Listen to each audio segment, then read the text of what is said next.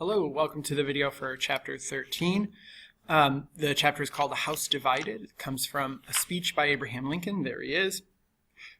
And the speech is talking about how a house divided cannot stand. If the United States splits, it will fall apart.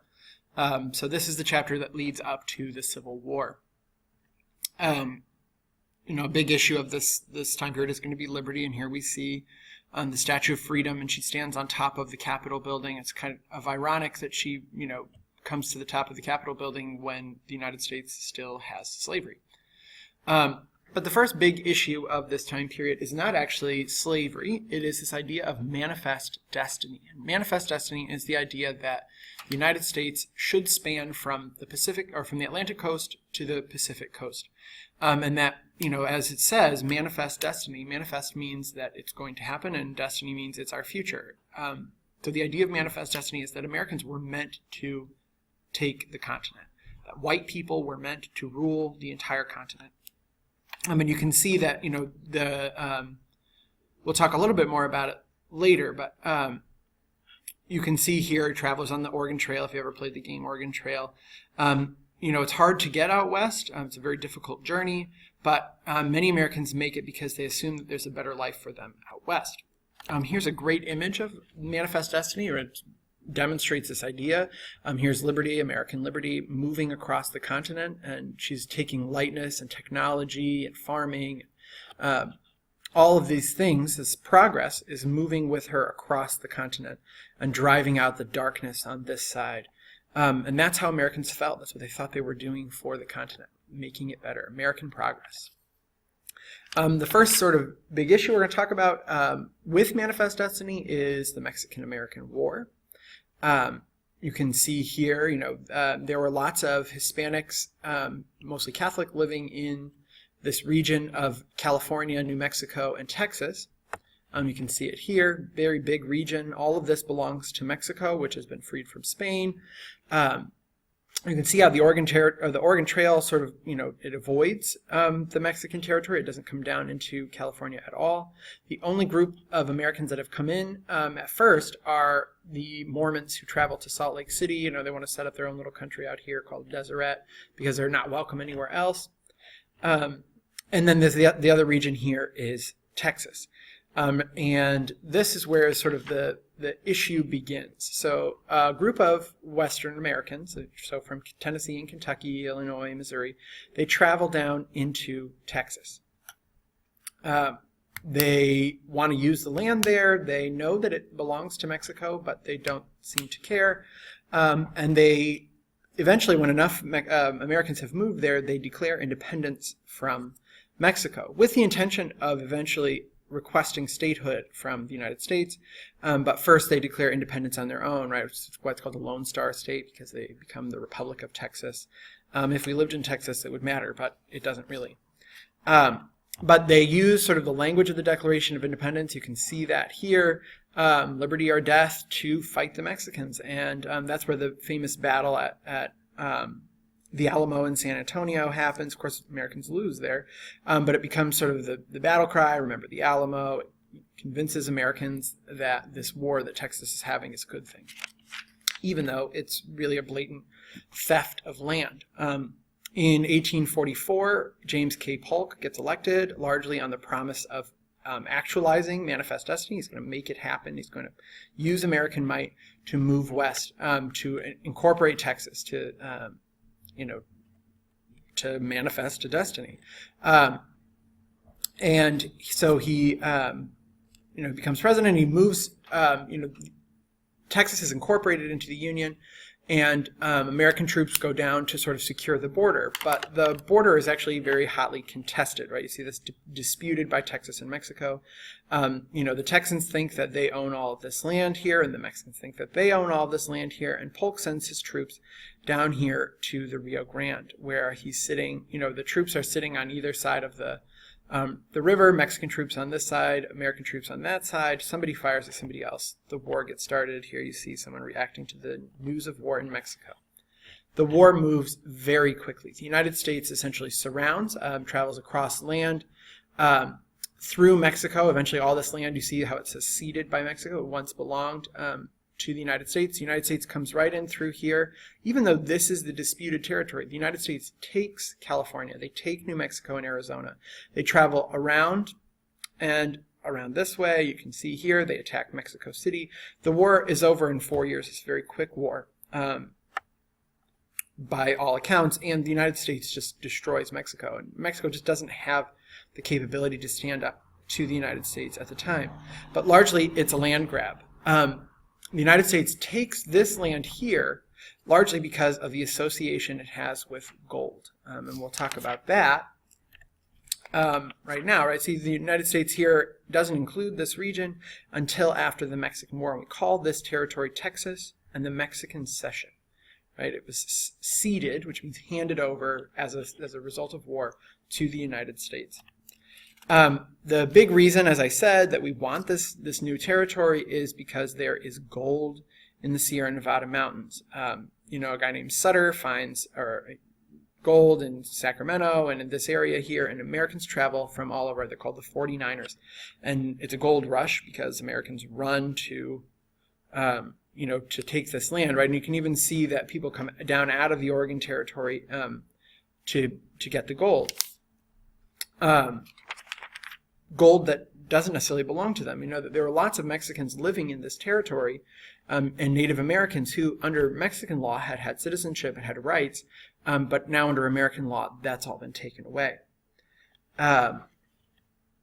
Mining becomes a huge deal. It drives lots of men, and it also drives the Native Americans to interact with the men or even to push them out. And it increases the number of Chinese settlers, right? Lots of people hear about the gold from China as well. They come rushing in. You can see that here, right? Americans are interacting. And that actually has a lot to do with another issue going on at the time, the opening of Japan. So not only does the United States see that it's going to go coast to coast, but now that they have access to the Pacific Ocean, they want to be able to trade with Pacific nations, one of which is Japan, which, if you'll remember from world history, was closed to outsiders in the 1640s. Right, all white people in Japan were executed and kicked out of Japan, except for the Dutch at one port city at Hiroshima. But in 1860, I'm just going to get this date right here, 1853 and 54, Commodore Matthew Perry shows up in Tokyo with his American ships. He points his guns at Japan and he says, "Trade with us." And they say no. And he says, "Trade with us or we'll destroy your town." And he gets his way, obviously, as Japanese cities are made of paper. You can see here the growth of the states, right? And you can see that basically the different pieces of the United States that have been added on because of this idea of manifest destiny. We have our 13 original colonies, then we have the Western and the Northwest Territory and the Deep South, and then we get the Louisiana Purchase, the Oregon Territory, which gets us also part of Minnesota, then Texas, and finally the Mexican Cession, and then the Gadsden Purchase in 1853 is the last one. And then slowly you can see as you move across the West, with the exception of California and Oregon, most of these states gain their statehood very slowly. You see the date that they are organized as a territory and then the date that they become a state. Which, you can see that gets higher and higher and higher, with the exception of maybe Oklahoma as you move west. So the big question is then, what do we do with all this new land? Remember, we had the United States very deeply divided over slavery. What do we do with all of this open space? And Senator Daniel Webster from Massachusetts, he's a very handsome guy. These photographs are kind of strange. He is vehemently opposed to moving slavery. We learned about the abolitionists in Chapter 12. They're very vehemently, highly opposed to this idea of westward expansion, especially if it means bringing the slaves with them. And the compromises just aren't working. And you can see here the Missouri Compromise line draws the line very far south. The Mason-Dixon line is here much further north. Many of the slave states want to take this territory and turn it all into slave territory. But California and Oregon have declared freedom for slaves. and there's this entire unorganized territory here, and this is actually right here is where the controversy is going to get hot, as they say. Let's see.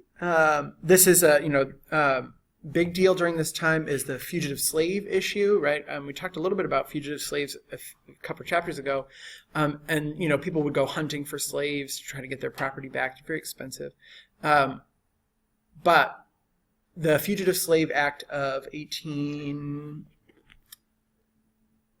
I think, in the 1850s, forces all Americans to become slave hunters, essentially. And Americans are, opposed to this, but when a slave is caught, they are returned to their owner, and you can see that process here, right? He escapes, he goes north, he gets caught, he comes back. It's sort of a sad story. So like I said, remember that the big problem would come here, right? This is the Kansas-Nebraska problem. And actually what happens is, because each state in the West is given the opportunity to determine for itself whether it will be a slave state or a free state by its own citizens, which drives many of the abolitionists to move, all right, John Brown from Connecticut, to run to the new territory, as well as many Southerners who want to see them become slave states, to run to the new territory, declare themselves citizens, and vote. And it becomes this, very chaotic, they call it Bleeding Kansas, because the two sides start fighting, right? And it's really the very beginning of the Civil War. Each group fighting against each other there in Kansas and Nebraska. Another, major, the railroads are growing, moving further west. You can see them through this new territory. You see the North is far more developed than the South, and that's going to be very important when we come to talk about the, the Civil War. There's also the growth of this Know Nothing Party. This is the American Soil Party. They're the Free Soil Party, sometimes they're called. The Know Nothings, they're not actually called the Know Nothings, but when they're a secret party, right? A secret political party who's opposed to any outside influence. Most vehemently, they're against immigration and they're against Catholicism. They are afraid of the aggression and that America will become a slave to the Pope if people are allowed to come in. This is an image of 5 Points. If you've ever seen the movie Gangs of New York, it demonstrates this very well. But I'm not going to be able to talk too much about it. We're just going to have to keep moving.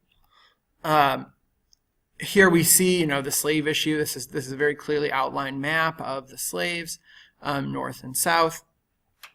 And it's affecting, you can see here, this is affecting the elections and many other issues like that. And this is an example of how, or this is the North trying to show off about how superior the northern territories who are free are to those southern territories where they are not free. In 1856, there's a major battle in Congress. A South Carolina print, or rather, this is a print from a South Carolina paper. Preston Brooks from South Carolina assaults Charles Sumner from Massachusetts for his views against slavery. Right? He's an abolitionist who's made it into Congress, and he speaks out against slavery. He calls it the harlot slavery. Right? Basically, a harlot is a prostitute, and they actually just start fighting on the Senate floor. It's a very gruesome situation, though not the first time it's happened. Here we see some of those people who've run to Kansas and Nebraska, and they're battling here on the border, and they're fighting over liberty, and they're really making a mockery of liberty, is what I think that this is pointing out. And I'm actually going to run out of time, so I will do a part 2 for this video. There's just far too much to talk about. All right, so look forward to a part 2 on chapter 13.